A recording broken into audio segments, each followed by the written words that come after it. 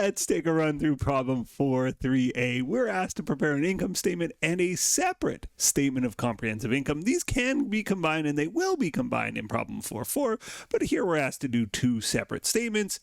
Easy enough for us. Let's read through it and kind of see what we're dealing with. The following information relates to solar companies, December 31st, 2031 fiscal year end, and there's a big list of accounts and a tax rate given there at the bottom. It also notes the weighted average number of common shares outstanding is 20,000. We now know that that's for earnings per share calculations, which will go on the bottom of our income statement. It says prepare a multi-step income statement. We will do that, including earnings per share. And then it says prepare a separate statement of comprehensive income. And we're certainly up for that as well. I always want to kind of scan through this list and see what we're up against and what information is included. So the first thing I note, I always look for sales, and the first thing I note is sales are given net, so I don't have to deal with any discounts or allowances. Those are already been netted out. Sales minus COGS is going to be gross profit. Then I look for operating expenses, and I see one line called operating expenses. I'm used to looking for like salaries or depreciation. I'm used to seeing operating expenses split out, or even selling and admin, all right? Like those types of things. But here it's just given as one line operating expenses. Okay. Other revenues and gains, and again, we'd be looking for things like interest revenue, which would be other, or gain on sale of equipment, right? You sold some equipment, would be other. We don't see that here. So it's just given as a one line, and same with the other losses. What else? Loss on disposal of discontinued operation. We need to know when we have a discontinued operation, how to present that. It gets presented after basically what would have been an income statement. We make the whole income statement ignoring the loss on discontinued operations. And then rather than saying net income at the bottom, we say this is our income from continuing operations. And then at the very bottom, we discuss the discontinued operations. And there's some tax things going on there that we'll handle when we get there. So this is the loss on disposal of discontinued operations. That means we got rid of the assets of our discontinued operations and we lost selling the assets. And then this is the loss on operations of discontinued operation. And that means, okay, we were running a business. We stopped at some point during the year. Well, while we were running it, the business was losing money. This piece of our business, significant piece of our business, was losing money. So we split out how much money they were losing from operating, and then we sold off all the assets, and that's how much we lost selling off all the assets. The only other thing I see here is unrealized gain on debt investment securities, OCI. This means we bought some bonds as an investment. The interest rates in the economy changed. Interest rates in the economy went up. Is that right? No, interest rates in the economy went down, and therefore our bond value went up, but we haven't sold them yet. It's just an unrealized gain, and accounting standard setters have said in that type of situation, we can track it through other comprehensive income, which doesn't belong on the income statement, at least not on the main section. It's not included in net income.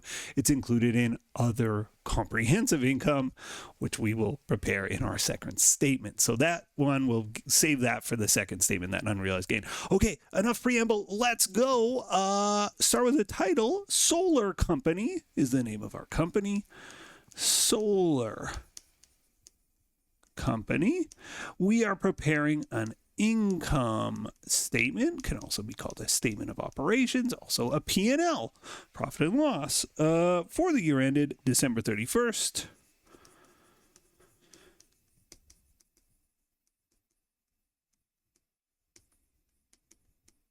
2031. Okay, I've got a beautiful title, and we know income statements tend to start with sales, and this is no exception. Let's start with our sales rev net. Again, if we had discounts and allowances, we would take them out here, but we don't, so they've already been taken out. That's why it's net sales. 200K. Next up is COGS, cost of goods sold, and our COGS is 75. So our gross profit, 125, a key subtotal for any retailer. Any company that sells physical goods, this is going to be a key number for them. Okay, what's next? Well, operating expenses, of course. And again, here I would be looking for a list of them, and I'd be listing on the left, totaling on the right, but we're just given the number 50, and so that is the total. Goes on the right. 125 minus 50 is, of course, 75,000. Hope my math is good. This is called our operating income, of course. Operating income. What comes next? Well, it's the others. So we got other revenues and gains, other expenses and losses, things like interest would go here. But here it's just given as totals again. So let's start with our other revenues.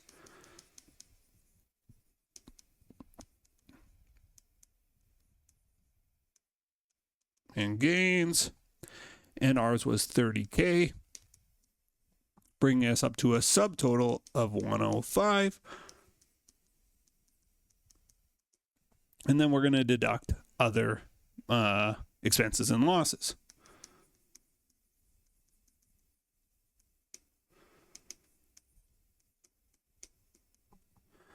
And ours was 15. So 105 minus 15 is 90, and that's our income before tax. So pretty straightforward income statement, except for the discontinued operations and the OCI stuff, which isn't on the income statement, but it's sort of like it's new for intermediate accounting. Okay, so then let's deal with our income taxes. Income tax expense, which we said was 30%. So let's do 30%. This will sometimes be given in the questions, like it'll just appear in the table. And, you know, sometimes like we have a tax rate and the amount for income tax expense is slightly different from that. That's fine. But if we have to calculate it, that's how we do it. Our income tax expense is $27,000, meaning our normally this would be like the moment for net income, right? We go, okay, well, after taxes, comes profits. Our profits are, what is this? 63,000. But because we have discontinued operations, what used to be the net income line is called income from continuing operations. So our business, we want to separate this out because, again, the shareholders will want to know, like, they're using this to, like, project. They want to know what our future earnings are going to look like. And they're saying, well, they discontinued this brand or this arm of the company.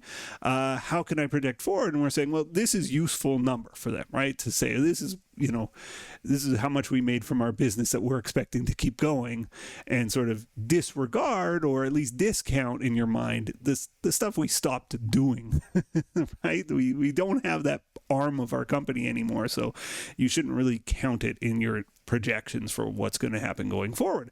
So let's deal with those discontinued operations that still belong on the income statement. They still drive our profit or loss. I mean, these will be losses in our discontinued operations.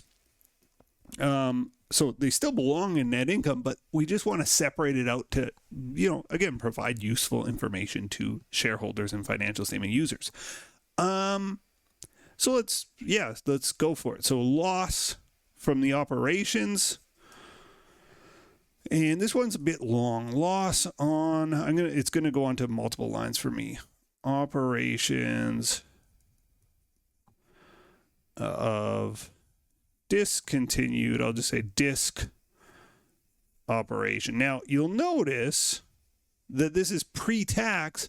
We want this to be after tax. So we say net of tax, and we take out the tax. So it's $10,000. Our tax rate is 30%. So the tax on this is $3,000. The tax implication of this would be a tax reduction of $3,000. So we lose 10 grand, but actually net we only lose 7,000 because losing 10,000 reduces our tax bill by 3, right? So $7,000 is our overall loss. And actually, I wrote that in the wrong spot. We've got 2 discontinued operation items, so I'm going to list them on the left, total on the right. Loss on disposal. Now we're doing the top one. Disposal of discontinued operations.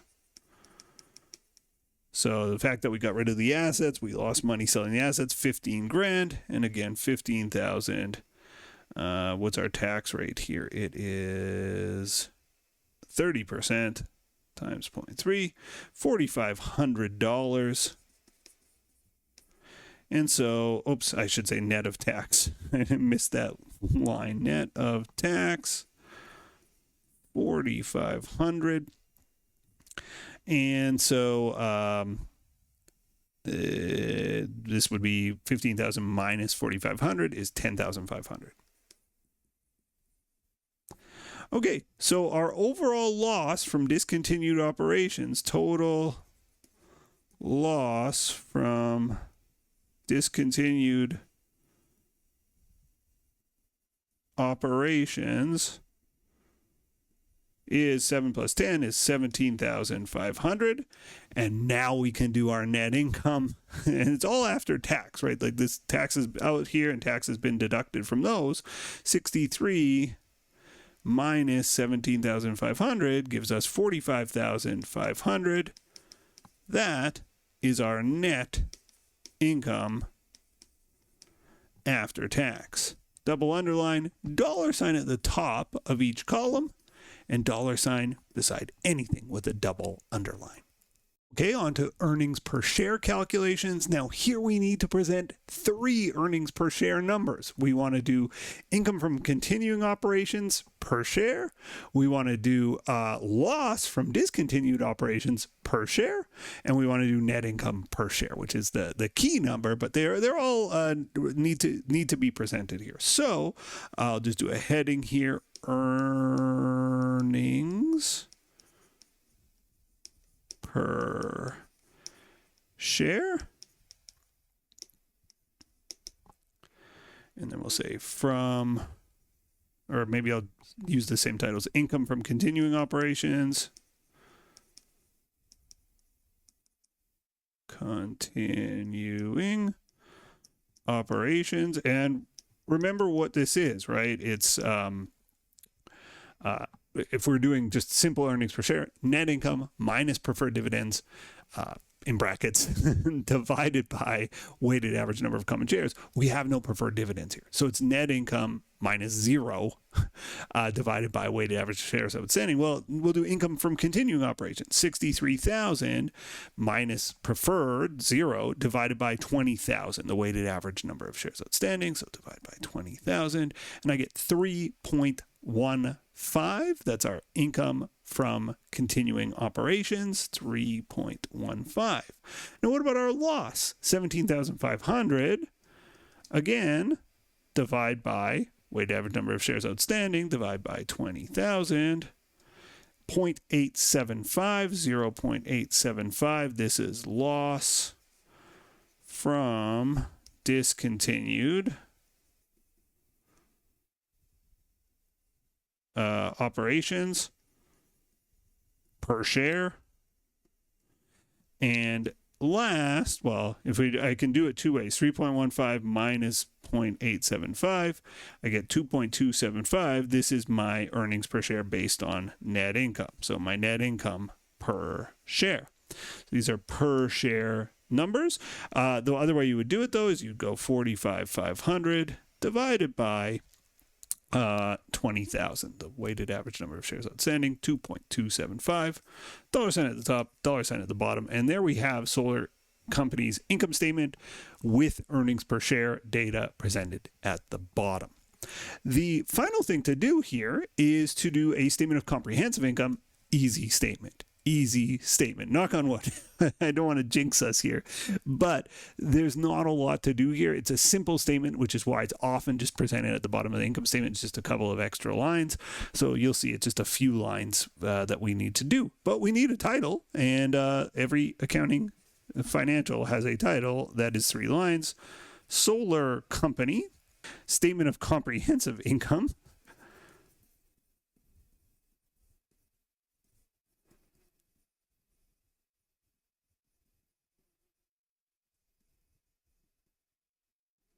And for the year ended December 31st, 2031.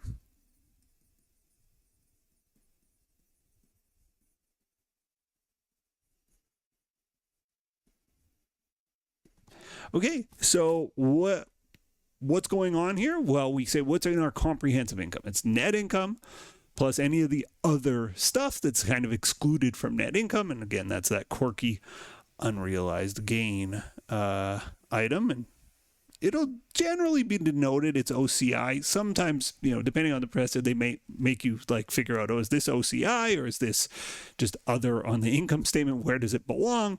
I'm generally been just disclosing like this is an OCI item.